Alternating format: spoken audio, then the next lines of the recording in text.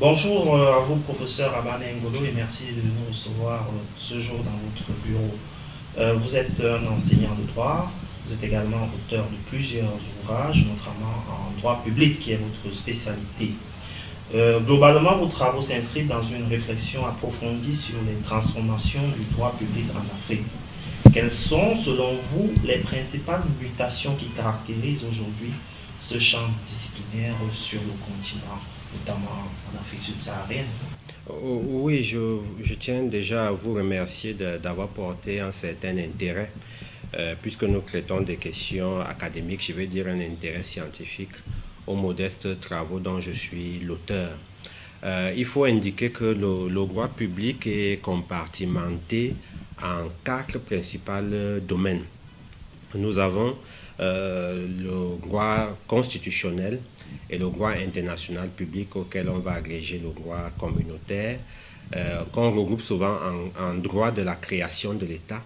Et nous avons les finances publiques et le droit administratif que l'on regroupe en droit du fonctionnement de l'État. Et donc là, s'il y a deux volets, le premier serait le droit de la création de l'État et le second serait le droit du fonctionnement de l'État. Et chacun de ces volets a au moins deux disciplines majeures que j'ai indiquées. Toutes ces disciplines sont aujourd'hui marquées par des transformations. Ce sont des mutations profondes qui ne doivent pas nous surprendre parce que autant la société évolue, autant les sciences, ou plutôt les disciplines scientifiques sont appelées à muter. Et les mutations que nous observons vont se matérialiser vers un double mouvement, ou plutôt, si vous voulez, un mouvement paradoxal. Un arrimage à l'état de droit, mais également une réticence à l'état de droit. Ce sont les deux mouvements majeurs. Et l'arrimage à l'état de droit va être incarné par ce poids que le droit international public impose aux États africains. Pour le droit constitutionnel, nous verrons un ancrage aux principes démocratiques avec la fondamentalisation des droits dans l'ensemble des aires juridiques africains. Vous verrez que tous les États aujourd'hui reconnaissent les droits fondamentaux. L'Afrique s'est dotée d'une charte africaine des droits de l'homme et des peuples de 1981, mais également, toujours sur le plan constitutionnel, un arrimage aux exigences de l'état de droit du point de vue, je le disais, institutionnel. C'est pour cela que vous verrez que le principe de séparation des pouvoirs est fortement martelé dans nos textes constitutionnels.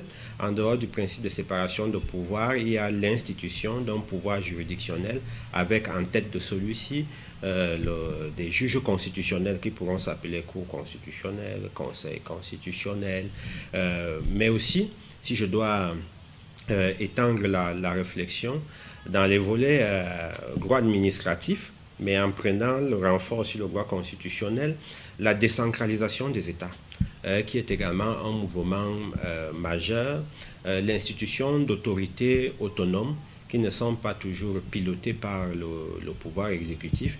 Et enfin, je suis là dans le premier volet, sur la question même de la modernisation de nos finances publiques. Avoir des finances publiques efficaces qui soient mieux à même de permettre la satisfaction des besoins du plus grand nombre. Ça, c'est le volet du premier mouvement qui amène le droit public africain à s'orienter vers le fétichisme de l'état de droit. Bon, à côté de cet autre mouvement, il y a quand même une observation que l'on pourrait qualifier de réticence. La dite réticence vient de certains mouvements qui vont également concerner l'ensemble des disciplines que j'ai fixées. C'est une forme de fragilisation du droit non national. Je prendrai l'exemple du droit africain et du droit communautaire face à leur aptitude, je n'ai pas envie de dire inaptitude, à prévenir et à résoudre un certain nombre de conflits, mais également le retour depuis quelque temps des coups d'État. Ce sont des phénomènes, mais ces phénomènes démontrent qu'il y a peut-être un problème c'est celui de la gouvernance démocratique qui est mise à mal. Dans la doctrine, on va également disserter sur les mandats qui sont reconduits, et certains estiment, à tort ou à raison, que c'est un recul que de permettre à un président de la République de se présenter et de se représenter sans qu'il n'y ait de limitation du nombre de mandats. C'est aussi la volonté mal exprimée des États de réellement décentraliser, de réellement concéder l'autonomie aux collectivités territoriales décentralisées. Mais c'est aussi peut-être un problème de faillite, parce qu'on peut se poser la question sur nos finances publiques. Est-ce que nos finances publiques remplissent cette exigence? Mais je vais le dire, c'est un problème un peu de faillite, parce que les États africains demeurent en développement, et peut-être parce que nous appliquons de manière globale des solutions juridiques qui ne sont pas appropriées à l'Afrique. Et je pense que au-delà de la mutation, ça pourrait être le nœud gordien des travaux qui sont publiés par moi ou sous ma coordination, rechercher une identité de ce droit de l'Afrique, parce que nous pensons que tant qu'un droit n'est pas adapté à son milieu, il a du mal à prendre et reste un droit prescrit, mais difficilement respecté. Alors, vous parliez tout à l'heure de quelque chose qui m'a semblé assez intéressant, on a pris l'exemple de ces mandats qui souvent, au regard même de nos lois, peuvent se succéder sans fin. Et justement, dans l'un de vos ouvrages, vous évoquez une tension entre les modèles importés et les réalités africaines. Comment le droit public camerounais parvient-il à concilier ces deux influences? Oui, bon, il y a des anciens courants, et vous pourrez retrouver cela dans certains de mes travaux. Il y a des courants. Si vous prenez, je vais me permettre de citer les auteurs, si vous prenez le professeur Bipoun, il a beaucoup développé sur le mimétisme, en déplorant le fait que les institutions camerounaises ne sont pas enclines à l'innovation. Et donc, en général, nous repliquons les modèles juridiques occidentaux. Si vous prenez certains auteurs comme Kebambaye, Yemgouri, Denis Segui, ou plus proche de nous, Magloire Rondois, ils vont défendre une thèse à deux pieds. Le premier pied, c'est celui du développementalisme, et le second pied, c'est celui de l'originalité. Le développementalisme signifie que, indubitablement, les autorités publiques doivent mener leurs actions dans le sens de la protection supérieure de l'État, dans la protection de l'État. Et quand on dit protection de l'État, ce n'est pas forcément la protection des individus, c'est plutôt la protection de la puissance publique. Et à côté de cela, de ce développementalisme, il y a l'originalité. D'abord, une originalité de direction, parce que nous sommes dans un contexte différent de celui occidental, mais également une originalité de source. Parce que quoi que l'on dise, vous ne verrez par exemple pas un juge de quelque ordre juridique africain que ce soit se référer à un texte qui soit non africain ou qui ne soit pas ratifié par son pays. Et quand vous prenez la constitution même du Cameroun, vous verrez que chaque fois que l'on fait référence à un texte international, en réalité, on l'internalise. C'est comme pour dire que les sources du droit camerounais, in fine, les sources des autorités productrices de droit, comme le législateur, sont des sources camerounaises. Et donc là, il y a une forme d'originalité, originalité dans la présentation, originalité dans les solutions. Il faut peut-être sur la question des mandats présenter les positions doctrinales, sans peut-être donner les auteurs. L'une des positions est de dire qu'il n'est pas juridiquement recevable, et cela est illégitime, que l'on permette à un président de se présenter et de se représenter ad vitam aeternam. Mais l'autre position, qui peut-être est souverainiste, mais qui surtout de mon point de vue prend ancrage sur la volonté du peuple, et de dire que le peuple est souverain. Et il ne serait pas normal que le peuple d'un instant, si on parle du Cameroun, le peuple de 96, vienne bloquer le peuple de 2008 Parce que la volonté du peuple peut évoluer. Ce ne sont pas les mêmes gens qui étaient là en 1996 et en 2008 et qui peuvent avoir des visions différentes et qu'il faut toujours permettre au peuple de décider. Et donc, même si on permet dans quelque ordre juridique que ce soit à un président de se représenter N fois, la précaution utile et qui est incontournable, c'est que chaque renouvellement passe par un processus électoral clair. Et à ce moment, on n'aura pas bridé le peuple. Mais maintenant, vous n'êtes peut-être pas juriste, mais je vous mets en situation que en 2040, la population est amoureuse de son dirigeant politique et veut que ce dirigeant politique reste au pouvoir. Et ce dirigeant politique a été élu sous un régime d'un mandat renouvelable une fois. Vous voyez là que nous serons dans une situation qui est telle que la volonté du souverain va être bridée par la volonté du peuple d'il y a un certain nombre d'années. Ce qui fait qu'il y a véritablement un débat en la matière, mais... Ça veut dire que pour vous, les constitutions doivent être dynamiques. Les constitutions doivent être dynamiques parce que les aspirations des hommes évoluent et le droit doit s'y adapter. La liberté, c'est choisir.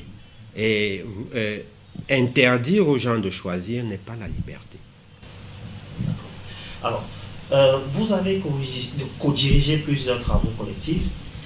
Quelle place accordez-vous à la recherche collaborative dans la production du savoir juridique, notamment au Cameroun? Il faut indiquer que les anciennes traditions étaient des ouvrages rédigés seuls. C'était les ouvrages rédigés seuls. Et dans ce cadre, nous pouvons recenser, je pense, 3 ouvrages qui ont été rédigés par moi seul. Ce n'est pas bon de parler de soi-même, mais puisque c'est sur mes travaux qu'on m'interroge. Et dans la fonction présidentielle au Cameroun? Oui, nous avons 3 ouvrages seuls. C'est la décentralisation, représentation, financement et évolution récente. Nous avons la fonction, non pas la fonction présidentielle, nous avons le traité de contentieux administratif au Cameroun et le traité de droit administratif du Cameroun. Ce sont des ouvrages qui ont pris un certain temps, en moyenne 8 ans pour rédiger chacun de ces ouvrages. Donc, parce que ce sont des traités, il fallait aborder l'ensemble des questions, aller en profondeur, faire des discussions et surtout mettre l'ensemble des outils nécessaires à la disposition de ceux qui allaient exploiter. Le plus difficile, c'est la jurisprudence. Alors que l'ouvrage collectif, qui est l'aboutissement d'une recherche collective, permet d'aller vite et surtout d'avoir des points de vue pointus sur des questions. Il est plus facile de demander à un auteur qui, par exemple, fait depuis des années des recherches sur la fonction publique de l'État, de vous produire une recherche sur le statut du fonctionnaire avec peut-être une exigence de voir si ce statut doit évoluer ou doit être maintenu et de justifier. Il a autorité. Parce que depuis des années, il fait des travaux là-dessus et il est capable de produire plus rapidement. Ce qui fait que c'est l'addition des idées qui permet d'avoir un très bon résultat. Et donc, vous allez observer que nous avons de nombreux ouvrages collectifs. Dans ces ouvrages collectifs, plusieurs auteurs participent. Et la tendance générale de ces ouvrages collectifs a été souvent la codirection. Vous constaterez qu'il y a une codirection avec... le professeur Magloire Ondoa de l'Université de Douala, il y a la codirection avec lui sur à peu près 3 livres. Nous avons également une codirection avec un collègue français sur la fonction présidentielle au Cameroun, le professeur Jean-Paul Marcus. D'accord. Alors, vous avez travaillé sur les questions de décentralisation, vous venez d'ailleurs de nous en parler. Et vous abordez la question du financement et de la représentation locale aussi. Selon vous, quelles sont les conditions d'une décentralisation réellement efficace et démocratique au Cameroun? Beaucoup vont vous dire que la décentralisation en Afrique en général est un problème de volonté. Et au-delà de l'Afrique, si vous prenez la situation occidentale, je vais peut-être me fixer sur la France. Nous avons de nombreux auteurs qui écrivent toujours et marquent le fait que la décentralisation soit inachevée. La décentralisation est inachevée. Bon, quand est-ce que la décentralisation sera-t-elle achevée? On peut également se poser la question. Mais je dois indiquer que dans le processus d'évolution de notre décentralisation, les points ou les moments les plus forts sont le milieu des années 70 avec la loi portant organisation communale, le début des années 80 avec la mise en place des communautés urbaines, puis ce qu'on appelle la décentralisation constitutionnelle qui intervient à partir de 1996. D'abord parce que la décentralisation est inscrite dans la Constitution, ensuite parce que la forme de l'État devient unitaire, décentralisé, ce n'est plus un État unitaire tout court et il faut chercher dans une loi une disposition qui prévoit que l'on décentralise. Mais la Constitution consacre et protège désormais la décentralisation. Mais aussi d'autres évolutions, comme en 2004, les lois qui vont porter sur les collectivités territoriales décentralisées. Et comme on parle du Cameroun, la loi de 2019 qui porte au Code général des collectivités territoriales décentralisées. Vous voyez donc il y a eu là de nombreuses étapes, mais les enjeux sont très profonds. Si vous lisez Alexis de Tocqueville de la démocratie en Amérique, vous allez voir que la finalité de la décentralisation, c'est d'être l'école de la démocratie, d'apprendre aux citoyens à être présents dans la vie politique, à avoir leur opinion à donner, à dire, à s'exprimer, à choisir, à apprendre à choisir.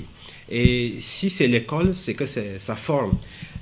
Si une décentralisation réussit, vous verrez que pour les élections législatives, pour les élections sénatoriales, qui sont réservées, ou pour les élections présidentielles, nous aurons un taux de participation élevé. Un taux de participation élevé parce que les populations auront appris à choisir leurs dirigeants. Mais aussi, vous verrez que les populations seront plus intéressées aux questions politiques. Mais aussi, c'est l'école de la démocratie parce que c'est un niveau inférieur où il y a une autogestion de la collectivité territoriale décentralisée, gestion par les populations elles-mêmes. C'est une marque importante, mais aussi développement de la collectivité territoriale décentralisée par la volonté et les efforts des populations locales. On parle de budget local. Et donc, relativement à vos questions, les enjeux, les défis sont énormes parce que il faut d'abord avoir une volonté de décentraliser. Vous êtes, on le disait d'entrée de jeu, un chercheur, un enseignant, un écrivain. Vous encadrez, n'est-ce pas, beaucoup de jeunes, notamment à l'université. Pour ces jeunes chercheurs, quelle est votre stratégie? Comment leur transférez-vous l'envie de produire la connaissance scientifique? Quels conseils pourriez-vous donner à ces jeunes chercheurs? Oui, bon, déjà, concernant les chercheurs que j'ai eu encadrés, que je continue d'encadrer les étudiants, je dois leur dire que le secret de la production, c'est déjà de connaître. Et la connaissance se trouve dans les livres, dans les articles. Personne ne naît en connaissant l'article 1382 ou l'arrêt Blanco. Ça s'apprend en faculté, ça s'apprend dans les livres. Et donc, c'est la première recommandation, c'est cette assiduité dans le travail, dans la lecture, mais également avoir cette capacité de débusquer les problèmes. Parce que la recherche se nourrit des difficultés. Et donc, de pouvoir avoir une lecture sur la société pour pouvoir voir les problèmes qui se posent et avoir pour ambition d'y apporter des solutions. Nous avons la chance aujourd'hui qu'il y a une forme de démocratisation des colloques et des séminaires scientifiques. Il vous suffit d'aller sur Internet et de taper colloque droit et vous verrez que chaque mois, parfois même chaque semaine de chaque mois, il y a une activité scientifique au Cameroun ou à l'extérieur avec les possibilités de s'inscrire et d'y prendre part en ligne sans avoir à payer. Le chercheur doit vivre dans les milieux de la recherche. Et les milieux de la recherche, ce sont justement ces séminaires, ces colloques, en dehors des lectures que nous faisons. Et je pense que les sociétés africaines sont de bons laboratoires pour le droit, parce que ce sont des sociétés en construction. elles sont en construction. On vient de parler là des difficultés de la décentralisation. Nous avons des difficultés de modèle démocratique. Nous cherchons, moi je le pense, la voie de la société politique africaine qui semble être rétive à certains principes occidentaux de démocratie. Et donc c'est un terreau, c'est un vivier intéressant qui pourrait, je pense, nourrir nos chercheurs. Je prendrai la question, j'ai indiqué des finances, pour dire que les finances sont importantes dans la mise en place d'un certain nombre d'institutions. Et quand on vous dit mettez en place un Sénat ou supprimer un Sénat, il y a l'argument financier qui est incontournable, parce qu'un Sénat coûte peut-être cher au Sénégal, mais peut être nécessaire à la démocratie du Sénégal.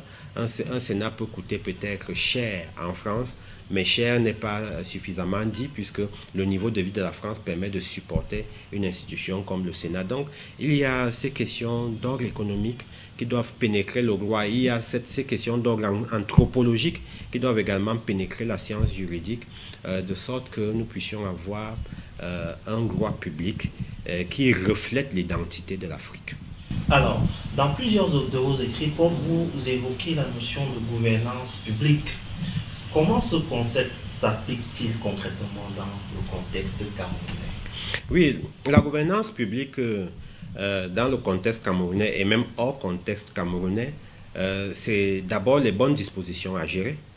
C'est la gestion des affaires publiques, c'est la prescription de l'intérêt général. Et la gouvernance publique est une notion connotée qui met en avant un tandem, le tandem de la préservation de l'État à travers l'attribution de prérogatives protectrices pour l'État à travers les privilèges concédés à l'État, cette force qui est nécessaire pour que l'État puisse accomplir ses missions. Mais aussi de l'autre côté, les avantages ou privilèges accordés aux populations. Je parlais de tandem, une justice qui protège, un citoyen qui a le droit de participer à la prise de décision publique, un citoyen qui choisit ses gouvernants, un sujet qui bénéficie d'attention législative. Et tout ce que j'ai cité là se retrouve dans l'ordonnancement juridique camerounais. Alors, en tant qu'auteur prolifique, quel est le fil conducteur intellectuel qui relie vos différents ouvrages? Nous pensons que c'est l'identité du droit public africain. Pourquoi l'identité du droit public africain? Parce que si vous regardez le premier ouvrage, qui est déjà un peu ancien, Les fondements du droit administratif camerounais, que j'ai dirigé. J'ai dirigé les recherches avec le professeur Magloire Ondoa, qui est le père de l'originalité. Nous sommes allés jusqu'à exhumer l'état d'esprit de ce droit africain. Un état d'esprit de conservatisme, un état d'esprit de différence avec l'idéologie du droit romano-germanique, mais également un état d'esprit qui s'est incrusté et s'est implanté à partir de 1960, qui est l'intérêt supérieur de l'État. Donc vous voyez ceci. Si vous prenez un autre ouvrage qui est Les transformations contemporaines du droit public en Afrique, vous allez observer qu'il y a des phénomènes singuliers. Par exemple, en matière de régulation. Au lieu que l'Afrique aille vers les autorités administratives indépendantes, privilège est fait pour les établissements publics. Pourquoi? Peut-être parce que l'établissement public est sous le régime de tutelle, ce qui signifie que l'État conserve un droit de regard. Et quand on sait que les secteurs régulés sont des secteurs qui aujourd'hui sont stratégiques, on voit que c'est encore une préférence vers pour la conservation de l'État. Je n'ai pris que ce volet. Si vous prenez les deux traités, celui de droit administratif, mais aussi celui de contentieux administratif, vous verrez pour le second que le juge, quoi que l'on dise, a toujours ce réflexe de protéger plus l'État que le justiciable. Je parle là du juge administratif. Si vous prenez les différentes règles qui se retrouvent dans notre droit administratif, que ce soit la fonction publique, que ce soit les biens publics ou même les marchés publics, on constatera que la prérogative exorbitante est encore un privilège qui est accordé à l'administration. Vous me permettrez de prendre également l'ouvrage sur la fonction présidentielle au Cameroun, où le président de la République est chef de l'État. Au-delà d'être chef de l'État, il est chef des forces armées. Il est celui qui préside au Conseil supérieur de la magistrature. C'est un président qui, comme les autres présidents africains, bénéficiera des attentions du législateur, bénéficie déjà des attentions de l'autorité du pouvoir constituant parce qu'il a besoin de ces pouvoirs pour exercer ses fonctions. Et donc, au regard de ceci, on pourrait indiquer que c'est une fonction de service, mais c'est aussi un serviteur qui a besoin de puissance et qui bénéficie à ce titre d'un certain nombre de privilèges. Après ça, l'exception en droit ou bien la décentralisation conforte ceci. Et vous verrez que ce sont des traits, ce sont des éléments qui martèlent une forme d'identité, de direction. Il y avait déjà l'identité de source qui est représentée dans ce que je pourrais appeler l'originalité. Mais là, c'est vraiment une identité de direction, une différence de direction. Je terminerai puisque nous parlons aujourd'hui d'état de droit, état de droit. Si vous prenez simplement la question de la peine de mort, la question de la liberté sexuelle, la question de la liberté d'aller et venir, vous constaterez qu'il y a des différences fortes par rapport à la codification juridique que l'on retrouve en Occident. Parce que l'Afrique est en train de choisir sa direction. Et si nous avons aujourd'hui des règles juridiques qui ont du mal à prendre, c'est peut-être parce que nous sommes en train d'effectuer de mauvaises greffes. Des greffes qui sont problématiques et perturbatrices. Problématiques et perturbatrices en ce sens que on essaye d'importer les réalités juridiques occidentales qu'on voudrait absolument, les réalités juridiques occidentales qu'on voudrait absolument imposer à l'Afrique.